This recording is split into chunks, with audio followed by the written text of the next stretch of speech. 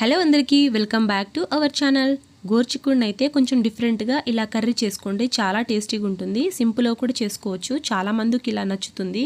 మనం మామూలుగా చేసే కర్రీ కంటే ఇలా చేసుకోండి. గోర్చిక్కుడుని అయితే శుభ్రంగా కడిగేసి ఇలా మిక్సీ పట్టుకోవాలి కచ్చా పచ్చాగా. దీన్నైతే పక్కన పెట్టుకోవాలి. ఇంకొక మిక్సీ జార్లో ఎల్లిపాయలు, పుట్నాల పప్పు ఉంటుంది కదా, పుట్నాలని తీసుకొని అందులోనే తగినంత ఎండుమిర్చిలు తీసుకొని కారం ఎంత కావాలో అందులోనే సాల్ట్, జీలకర్ర, మిరియాలు, మెంతులు వేసుకొని మిక్సీ పట్టుకొని పక్కన పెట్టుకోవాలి.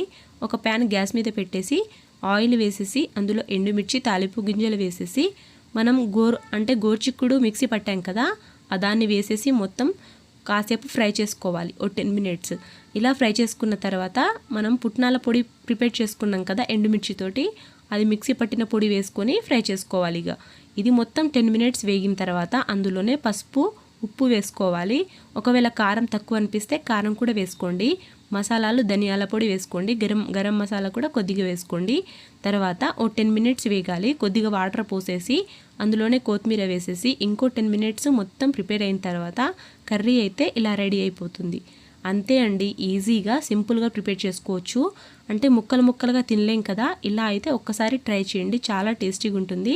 మీకు కనుక ఈ వీడియో నచ్చితే సబ్స్క్రైబ్ చేసుకోండి, లైక్ చేయండి, షేర్ చేయండి, కామెంట్ చేయండి. Thanks for watching.